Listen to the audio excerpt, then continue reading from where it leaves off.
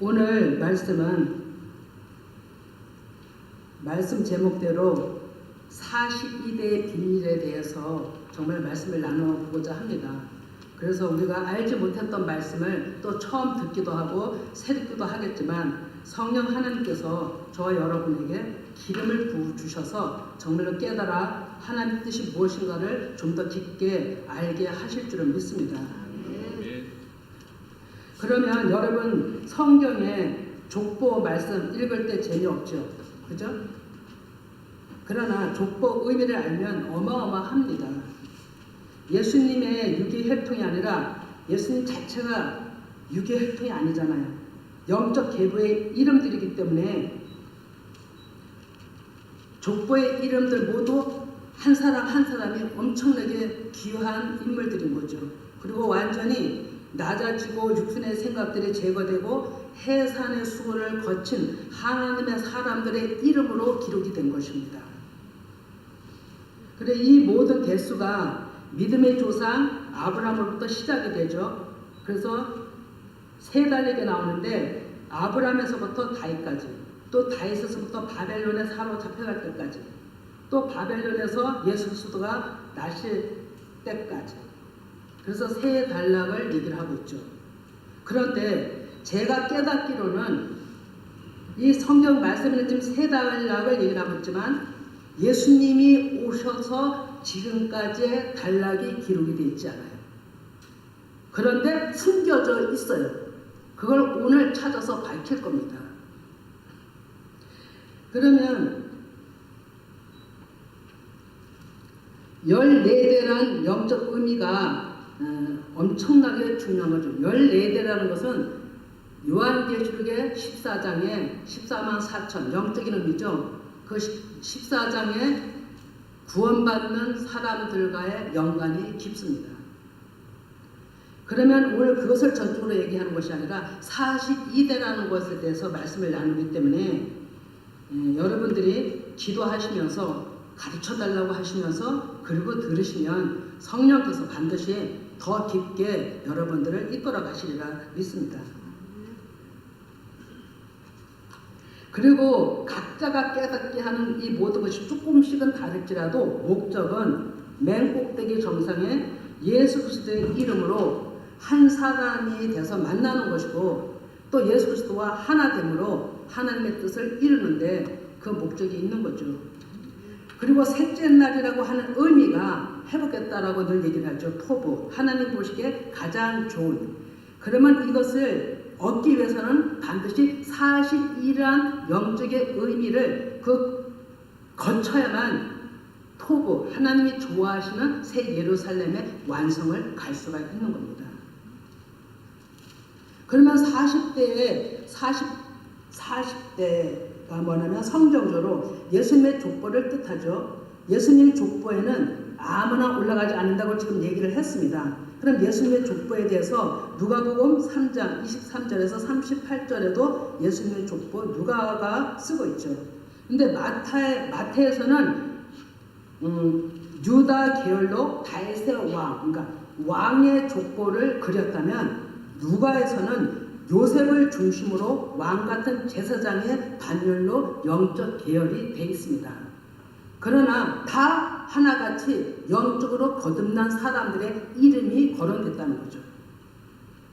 그것이 예수님의 족보를 뜻하는 겁니다. 그럼 성경에서 42, 40, 400, 4라는 얘기 되게 많죠. 진짜 찾아보니 엄청납니다. 근데 그 개념이 너무 중요합니다. 먼저 4라는 그 40이나 40이나 4의 모든 것이 같은 개념이거든요. 근데 이 개념을 말씀을 먼저 드리면 히브리 알파벳 네 번째 달렛이라는 글자에서 온 겁니다. 그러면 달렛은 그 의미가 천막으로 들어가는 출입구를 얘기를 합니다. 그러면 이 천막은 성전을 의미하죠. 그리고 하늘나라를 의미합니다. 그러면 성전에 천막으로 들어가는 문 출입구를 얘기했다면 요한복음 10장 7절에 나는 양의 문이라 라고 예수님이 말씀하셨죠. 그리고 사복음서도 의미합니다. 그럼 사복음서도 의미하지만 또 이 네 사각형은 하나님 나라를 뜻해요. 그것이 요한계시록 21장 16절에 기록되어 있습니다. 4개의 문이 나오는데 전체 다 읽지는 않지만 4개의 문이 나오는데 4개의 문 사이사이 3문씩을 해갖고 12문으로 해서 사각형을 얘기를 하고 있죠. 계시록 21장 16절 이하에 그것을 증거하고 있습니다. 그래서 하나님 나라는 네모 사각형입니다. 그리고 하나님의 뜻을 이루는 것은 원이에요. 달렛은 낮추어진 마음과 자기 소유가 없는 예수님 형상을 닮은 자들을 의미합니다. 가난한 자 또는 열린 문이라고도 하고요, 좁은 문이라고도 하는 것이 달렛의 의미입니다. 그럼 오늘 중요한 요지는 42대를 얘기를 하고자 하는 거죠. 그러면 숫자의 의미 그 이상 고난을 통해 하나님의 처소가 되는 큰 뜻이 비밀로 숨겨져 있었는데 깨닫지를 못했던 거예요. 또 이미 깨달은 분도 있겠지만 제가 그랬다는 겁니다. 그러면 셋째 날의 회복의 때 안에 네 번째라는 마지막을 끝내는 나팔 재앙과 또 심판이 반드시 있다는 것이죠. 그래서 이 심판을 통해서 심판은 죽이고자 함이 아니요 멸망시키고자 함이 아니고 하나님이 살리고자 하시는 그 큰 뜻에 새로운 시작이 42에 맞물려 있고 시작이 맞물려 이렇게 전환점으로 되어 있다는 거죠. 그럼 다시 정리해 말씀드리면 자기 안에 있는 육신의 구조와 사람 생각들을 다 허무는 기간이 42대라는 구조예요. 쉽게 또 우리가 쉽게 알을 수 있는 건 강야 40년 노정을 얘기하는 겁니다. 그럼 예수님이 왔다 가신 뒤부터 2000년이 넘도록 영적 의미 안에는 고난 속에서 각 개인들이 육신의 정욕들을 제거함을 받으며 하나님께로 먼저 가시고 뒤로 남아 또 계속 돌고 도는 하나님 앞에 나가는 백성들로 또 아니면 멸망의 길로 이것이 하나님의 경륜 속에 있었던 거죠. 이제는 더 강력한 말씀으로 마무리 단계 계시록의 인재앙, 나팔재앙, 대접재앙으로 심판하시고 하나님의 국률하심으로 이제는 더러운 영들을 제하사 하나님의 새 예루살렘을 이룰 때가 된 거죠. 그래서 성경 전체가 빗나간 인류의 잘못된 사고를 하나님의 강력한 말씀으로 심판, 제거하시고 그 가운데 회개하는 영들을 건져내는 그것이 심판의 의도라는 거죠. 심판이 없으면 알곡과 쭉정이를 가릴 수가 없어요, 여러분. 그래서 심판이 반드시 있는 겁니다. 신명기 8장 3절에 보면 너희를 낮추시며 너희를 줄이게 하시며 또 너를 알지 못하던 만나를 내게 먹이신 것은 사람이 떡으로만 사는 것이 아니요 여호와의 입에서 나오는 모든 말씀으로 사는 줄을 내가 알게 하시라고 얘기를 하고 있습니다. 그럼 네 번째란 각 개인이 옛 길에서 새 길로 옛 것에서 새 것으로 전환하는 기도라는 거죠. 그럼 신명기 8장 2절에도 내 하나님이 이 40년 동안에 내게 강야길을 걷게 하신 것을 기억하라. 이는 너를 낮추시며 너를 시험하사 내 마음이 어떠한지 그 명령을 지키는지 지키지 않는지 알려 함이라고 되어 있어요. 하나님은 우리를 태어나게 하시고 우리의 인생을 사는 데 있어서 그냥 우리 마음대로 살라고 태어난 게 잘하게 하는 게 아니라는 거죠. 반드시 하나님의 뜻을 두고 목적을 두고 한 사람을 태어나게 해서 그 한 사람이 하나님께로 가는 데 있어서 반드시 거쳐야 되고 하나님 앞에 인정받아야 되고 그런 가정 속에 하나님 앞에 나아가는 인생고를 작정을 해놓으신 겁니다. 그러면 특별히 네 번째 끝에는 계시록에서 말씀하시는 나팔 재앙. 지금 모든 재앙은 어둠이에요.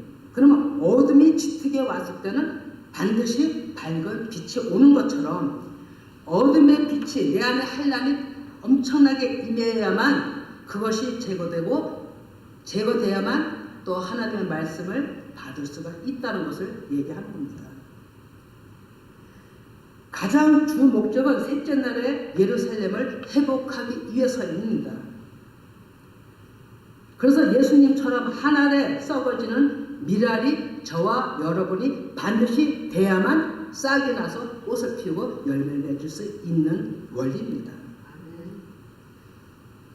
그러면 다시 언급하면 육신의 구조를 더 자세히 보면 성경에서 말씀하는 바벨론령, 사울령, 아말렉령, 바리새인령, 니굴라당령, 발람령, 이세벨령, 이 모든 것들이 다 우리를 하나님께로 가까이 가는 길을 막고 있는 영들이에요. 이 영들이 다 종칭은 이렇게 성경에서 썼지만 이게 다 내 안의 생각들이에요. 사람 생각들. 여러 모양의 사람의 생각들이 나를 붙들고 하나님을 못 보게 담을 쌓아놓은 겁니다. 그래서 하나님은 육신의 구조를 부수기 위해서 심판, 완전히 멸망시키기 위해서 거기서 알곡을 찾기 위해서 계시록 18장 4절에 말씀합니다. 내 백성아 거기서 나와 그의 죄에 참여하지 말고 그가 받을 재앙들을 받지 말라. 나오라고 주님께서 말씀하시는 겁니다. 회개하며 고운 가루가 되기를 원하는 자들은 살 것이고 그것이 내 자아가 십자가에 못 박히는 일이거든요. 그렇게 재앙을 만나고 환난을 만나도 회개치 아니한다면 하나님도 그냥 내버려 둔다라고 계시록 22장에 말씀하고 있습니다.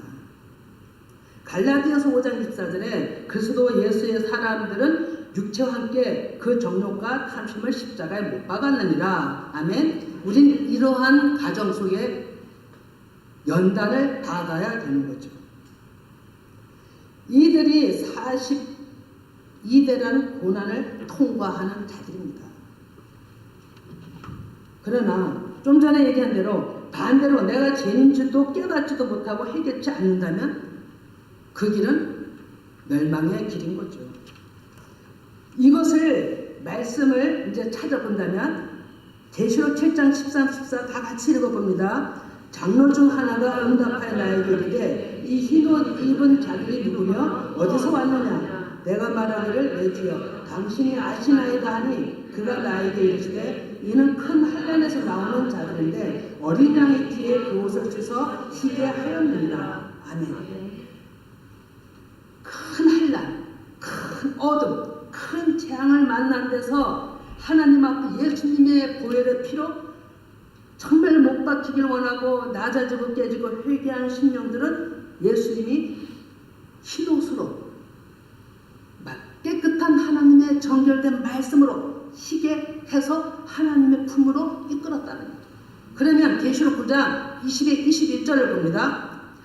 이 재앙에 죽지 않고 남은 사람들은 손으로 행한 일에 회개하지 아니하고 오히려 여러 귀신과 또는 보거나 듣거나 다니거나 하지 못하는 금, 은, 동과 목석의 우상에게 절하고 또 살인과 복술과 음행과 도둑질을 회개하지 아니하니라. 이들은 내버려 두는 거예요.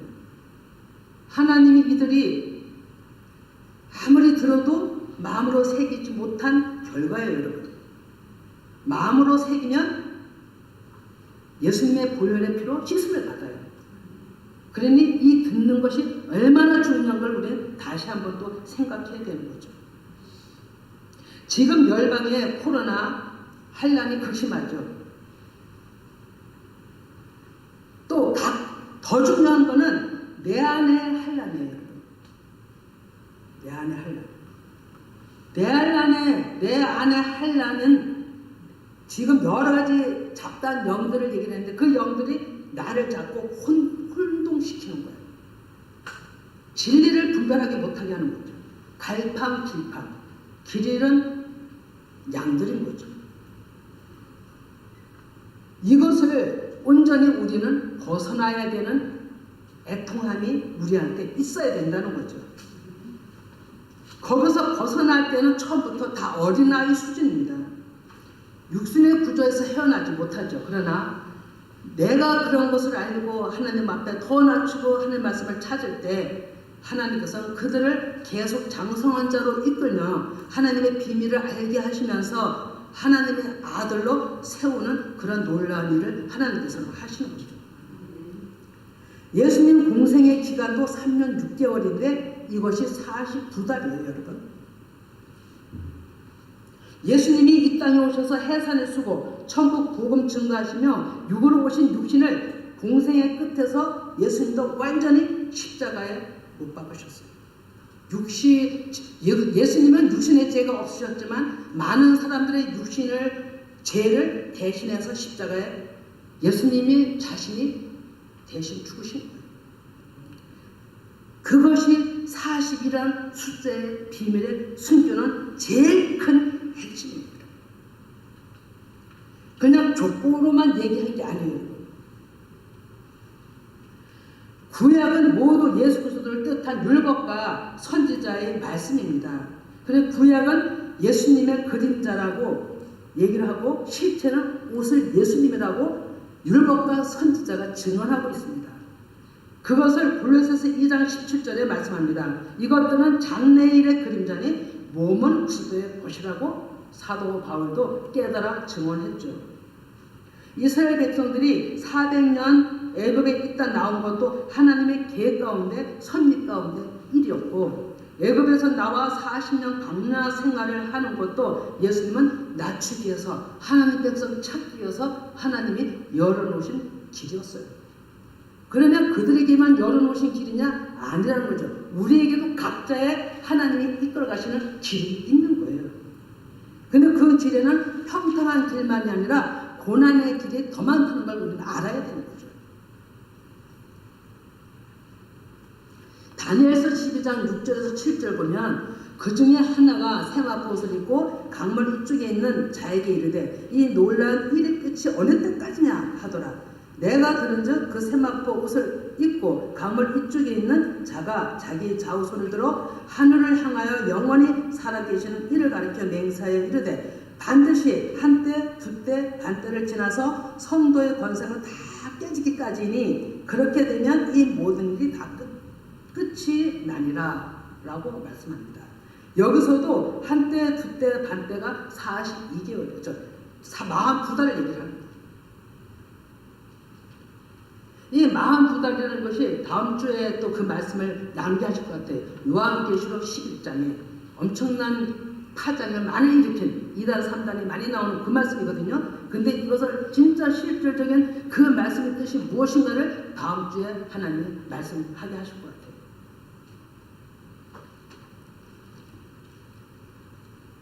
완전히 42개월이라는 의미 속에 우리 육신의 구조가 무너져야 되는 겁니다. 고운 아파르가 돼야 되는 거예요. 그래서 고운 아파르가 돼서 주님이 마음대로 명령할 때 쓰실 수 있고 엎드릴 수 있는 자로 우리는 거듭나야 되는 겁니다.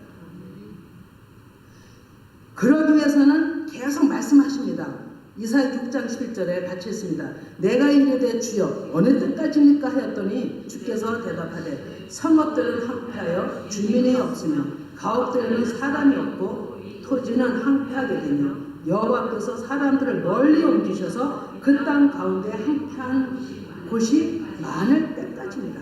아멘. 이게 문자로 보시면 안 돼요, 여러분. 나를 봐야 돼요. 내 안에 육신의 구조, 아까 그 영들 얘기했죠. 그런 것들이 다 떠나가고 황폐해지고 진짜 난 아무것도 아니라는 것을 완전히 하나님 앞에 내려놓을 때까지. 그것이 42라는 구조의 종집을 찍는 거예요. 그래야만 새로운 율법과 선지자들과 예수님이 말씀하신 터 위에 새로운 건축이 예수님의 처소가 지어지는 거예요. 누가복음 13장 30절에 이르시되 너희는 가서 저 여호와에게 이르되 오늘과 내일은 내가 귀신을 쫓아내며 병을 고치다가 제3일에는 완전하여지리라. 아멘. 예수님의 말씀하셨죠. 이 말씀도 42대와 연관이 있는 겁니다. 또 나팔 재앙을 또 언급하신 비밀이 숨겨져 있는 말씀이에요. 호세아 6장 1절에서 3절도 마찬가지입니다. 읽어봅니다. 오라 우리가 여호와께로 돌아가자. 여호와께서 우리를 찢으셨으나 도로 낫게 하실 것이고 우리를 치셨으나 싸매어 주실 것이라. 여호와께서 이틀 후에 우리를 살리시며 셋째 날에 우리를 일으키시리니 우리가 그의 앞에서 살리라. 그러므로 우리가 여호와를 알자. 힘써 여호와를 알자. 그의 나타나심은 새벽빛같이 어김없나니 비와 같이 땅을 적시는 늦은 비와 같이 우리에게 임하시리라. 아멘. 이틀 후가 오늘날이에요. 셋째 날을 얘기를 하는 거예요. 회복의 달을 얘기를 하는 거예요. 그래서 셋째 날에 우리를 일으키신다고 얘기하고 있죠. 이것이 셋째 날이라고 하는 거예요. 셋째 날을 무조건 셋째 날이라 회복이라는 것이 아니라 이 말씀이 증가하고 있는 거예요. 이때 셋째 날에는 땅을 적시는 우리의 마음들을 적시는 늦은 비, 이른 비, 우리한테 필요한 말씀들을 주신다는 것을 계시한 말씀이에요. 때가 되므로 하나님께서 부족한 종뿐 아니라 열방에 하나님을 찾는 모든 분들에게도 깨닫게 하실 것을 저는 믿습니다. 왜냐하면 하나님의 경륜 속에 작정하신 뜻을 이루셔야 하기 때문입니다. 그래서 열방의 코로나도 열방을 향해서 하나님 일하고 계신 거예요. 사도행전 7장 23절에 요셉에 대한 얘기인데요. 나이가 40이 되네. 그죠? 40이 되네. 그 형제 이스라엘 자손을 돌볼 생각이 나더니 그때 요셉은 40이 돼서 사람의 생각으로 백성들을 돌보려 했지만 오히려 살인자로 몰려서 미디안으로 쫓겨가는 신세가 됩니다. 그리고 미디안에서 또 40년을 도합 80년을 훈련을 받죠. 80년이라는 뜻은 새롭게 시작하다는 의미를 가지고 있어요. 영적으로. 80년이 참에 또 요셉이 어디로 보내게 되냐면 애굽으로 보내게 되죠. 그러면 이 40이라는 구조 속에서 요셉이 연단을 받은 거죠. 여러분들이 알다시피 요셉의 그 꿈 때문에 그 비전, 하나님의 그 비전 때문에 엄청난 시기를 받게 되는 그 시기가 형들에 의해서 구덩이에 빠지죠. 또 간신히 목숨이 건져 팔려가죠. 또 노예로 팔려서 또 생각지도 못한 간통죄로 걸리죠. 또 감옥에서 엄청난 오랜 시간 걸리면서 총리가 되기까지 어마어마한 연단을 받습니다. 이게 다 어둠을 통과하는 40이란 구조에 있는 겁니다. 그리고 난 다음에 그 엄청난 어둠을 터널을 뚫고 난 요셉에게 어떤 일이 일어났습니까? 총리가 됐죠. 그래서 총리가 되면서 바로의 꿈을 해석함으로 풍년과 기근 지진으로 말미암아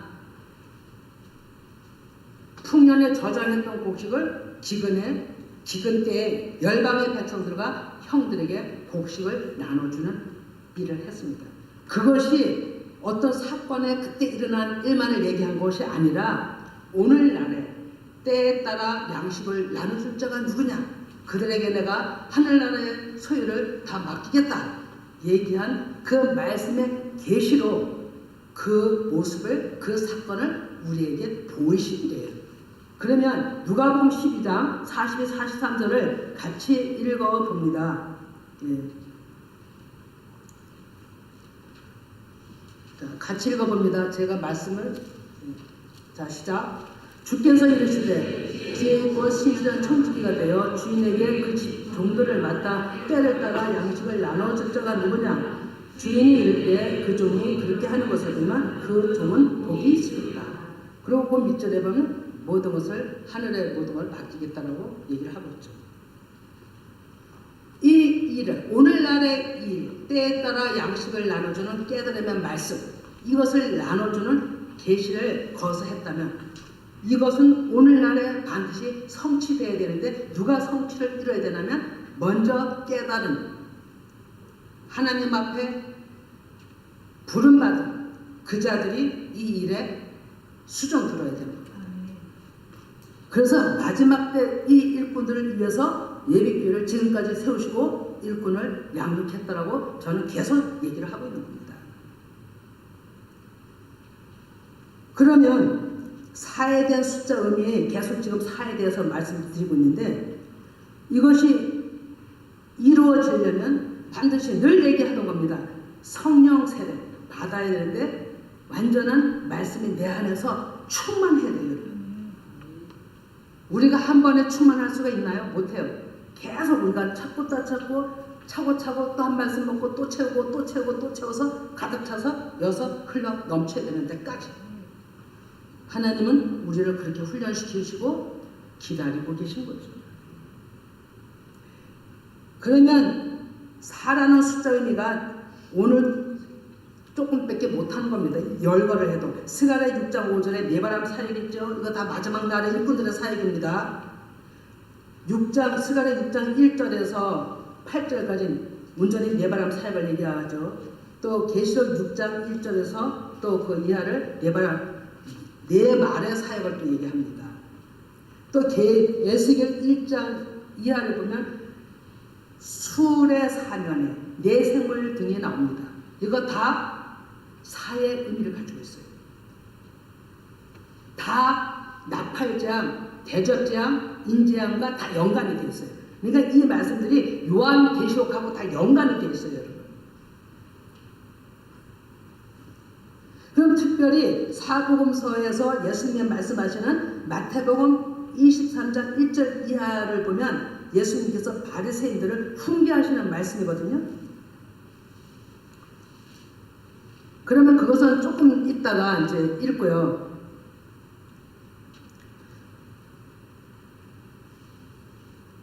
계시록 8장 10절에서 11절을 먼저 읽어봅니다.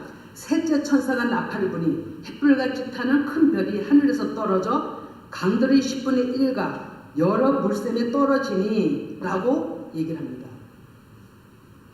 지난주 2번을 걸쳐서 요한계시록 첫째 나팔, 둘째 나팔까지는 얘기를 했어요.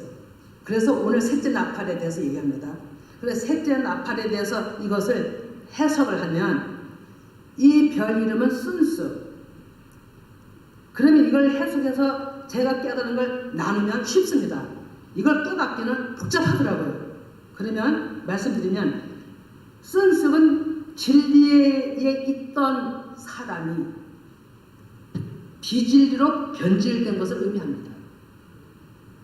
그럼 처음에는 진리의 말씀을 증거하던 자예요. 엄청난 이름이 유명하여 하나님이 기뻐하던 자예요. 근데 교만이 생기면서 자기 소리로 변질된 거예요. 그래서 땅에 떨어진 거예요. 그럼 이 말씀을 이해를 더 도우려면 로마서 1장 25절에 보면 이는 그들이 하나님의 진리를 거짓 것으로 바꾸어 피조물을 조물주보다 더 경배하고 섬김이라 하겠어요. 그러니까 하나님의 것을 사람의 것으로 바꿔버린 거예요. 하나님의 영광을 사람의 영광을 받은 거예요. 그러면 변질된 순수, 말씀을 먹는 모든 자들도 그가 전하는 비진리로 변질된 사람이 전하는 말씀을 모든 먹는 자들도 그 영혼이 죽어가는 거예요. 왜? 비진리를 먹으니까. 그러니까 하나님은 못 보시는 거예요. 내 백성이 죽어가니까. 그러니까 하나님께서는 나팔을 불게 하는 거예요. 생명의 말씀을 전하는 거예요. 바다 속에다, 세상 속에다. 그 한 백성들도 살기 위해서 백성들을 하나님의 뜻을 아는 자들을 열방에다 세우는 겁니다. 그것이 지금이라고요. 요한복음 5장 25절에 진실로 진실로 너에게 이르노니 죽은 자들이 하나님의 아들의 음성을 들 때가 오나니 곧 이때라. 듣는 자는 살아나리라. 아멘. 나팔 소리를 듣고 비진리 속에 있었을지라도 듣고 살아나야 되는 거예요, 여러분. 이게 아버지 마음이에요. 얼마나 조급하시겠어요. 내 백성이 깨닫지 못하고 진짜 이 생애를 다 마치는 죽음의 그 앞에 있어 그냥 간다면 얼마나 안타깝냐고요.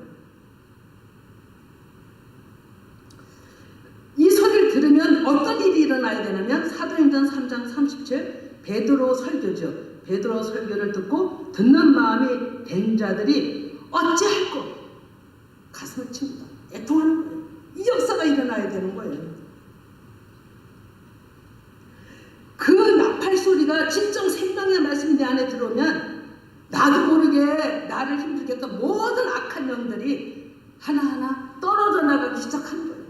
떨어져 나가면 한 생명이 들어오고요. 떨어져 나가면 또 다른 생명이 하는 말씀이 들어오고요. 그래서 밀려나가고 떨어져 나가고 이해로부터 생명이 들어오고 들어와서 하나님의 사람이 되는 거예요, 여러분.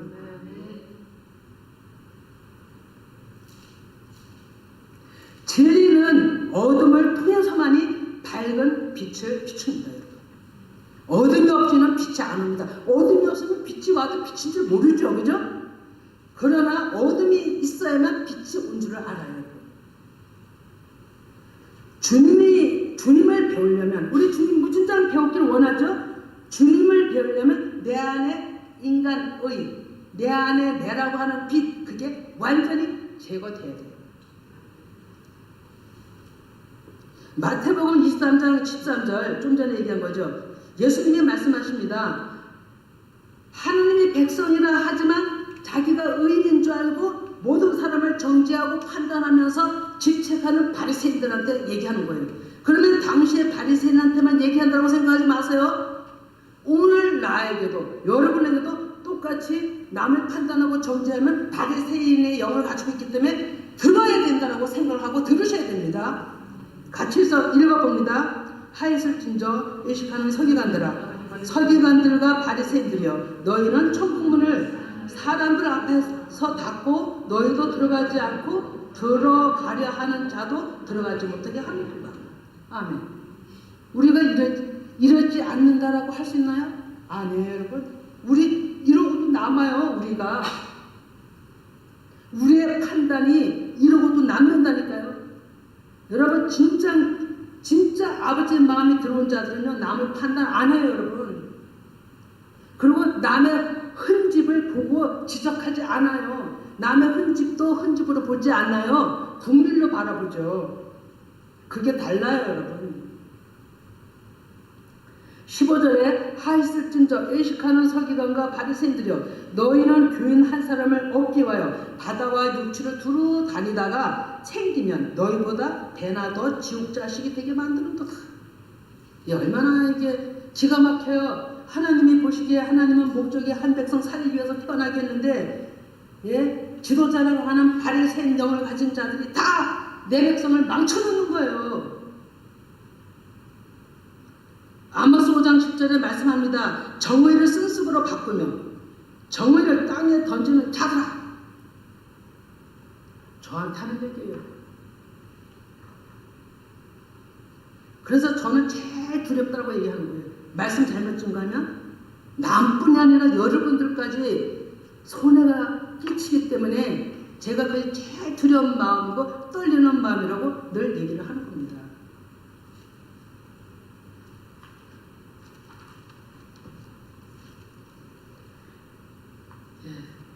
어둠에 갇혀있는 진리의 빛을 보지 못하는 당신의 이스라엘 지도자들에게 책망했지만, 이 말씀이 마태복음 24장 처음부터 끝까지 다 책망해요. 이거를 우리 교회 지도자들이 저부터 듣고 엎드러져야 돼요. 하나님은 사람들이 회개치 않아 멸망의 길로 가는 걸 원치 않습니다. 예수님은 모든 사람이 구원을 받으며 진리를 알기를 원한다라고 말씀합니다. 많은 사람을 구원하시기 위해서 예수님은 그래서 십자가에서 죽으신 겁니다. 목숨까지도 내놓고 내 백성 찾겠다고 하신 그 사랑을 우리는 잊어서는 안 되는 거죠. 그 마음이 얼마나 안타깝고 얼마나 간절하시겠어요. 마태복음 23장 28에 이와 같이 너희도 겉으로는 사람에게 옳게 보이되 안으로는 애식과 불법이 가득하다라고 얘기를 합니다. 우리 겉과 속이 다르면 안 되거든요. 말과 행동이 다르면 안 된다고요, 여러분. 말은 뻔드렁하게 하는데 행동은 아니야. 그럴 수가 있냐고요. 근데 사람이기 때문에 또 그럴 수가 있어요, 여러분. 사람이기 때문에. 나도 그러니까요. 저한테 하는 소리예요, 여러분. 그러나 우리는 하나님이 말씀하신 같이, 하나님의 말씀을 우리 가르친 같이 그렇게 하면 안 된다는 거예요. 그전에 그런 삶을 살았을지라도 이제 하나님 말씀을 알았으니까 그렇게 하면 안 된다는 거예요. 겉과 속이 같이 행함이 나가야 된다. 그래서 33절에 예수님이 지적합니다. 뱀들아, 독사의 새끼들아, 너희가 어떻게 지옥의 판결을 피하겠느냐. 제발 우린 여기서 나와야 되는 거예요. 나 자신의 행동을 좀 살펴보시기 바라고, 내가 말과 행동이 같은 걸 보시길 바라고, 우리의 삶에서 내가 어떻게 적용하는 걸 보길 바라고 말씀에 다 비춰봐야 됩니다. 그래서 하나님께서는 그런 아직까지 온전치 않은 모든 자들을 위해서 증거하는 자들도 온전치는 않아요. 그러나 하나님께서 나팔을 불라 하시니 그도 명령에 의해서 그냥 나팔 부는 거고 더 하나님 앞에 엎드리길 원하는 자이겠죠. 그들을 통해서 하나님은 건지시려고 하는 의도가 어마어마한 겁니다.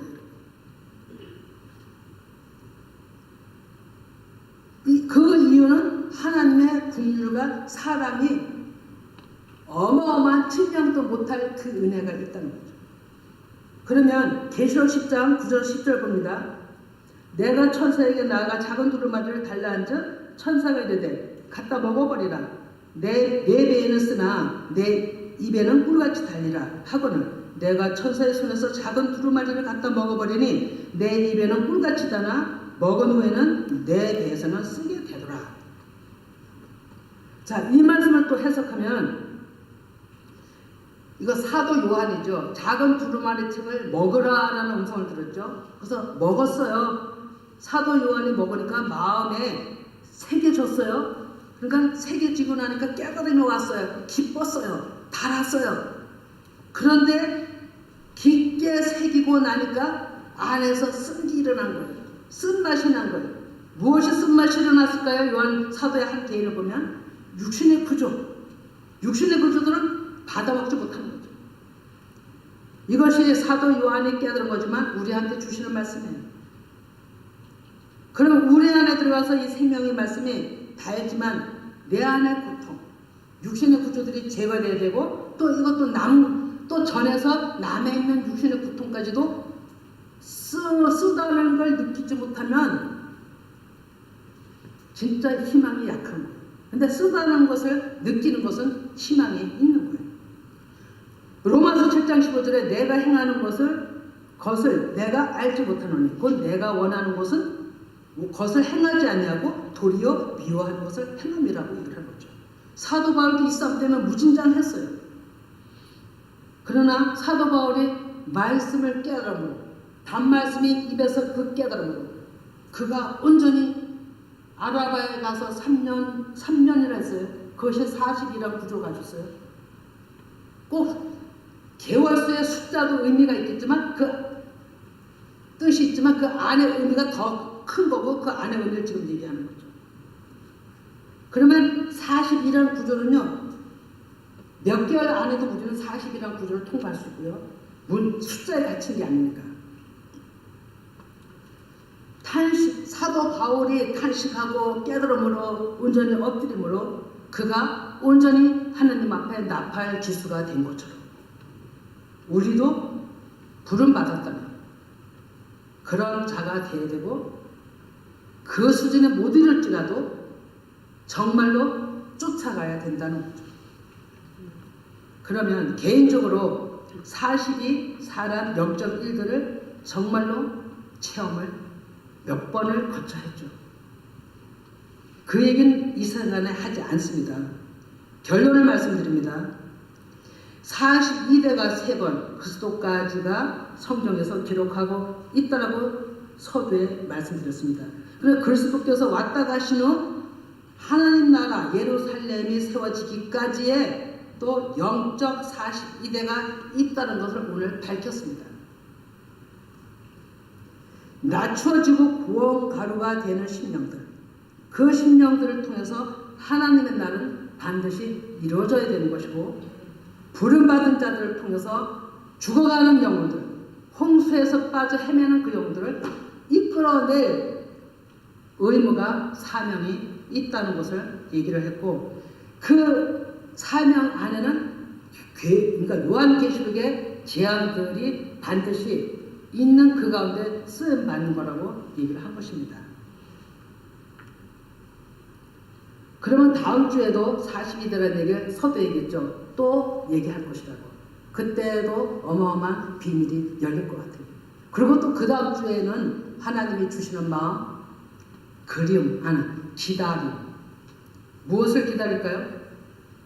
내 백성들을 기다릴 거예요.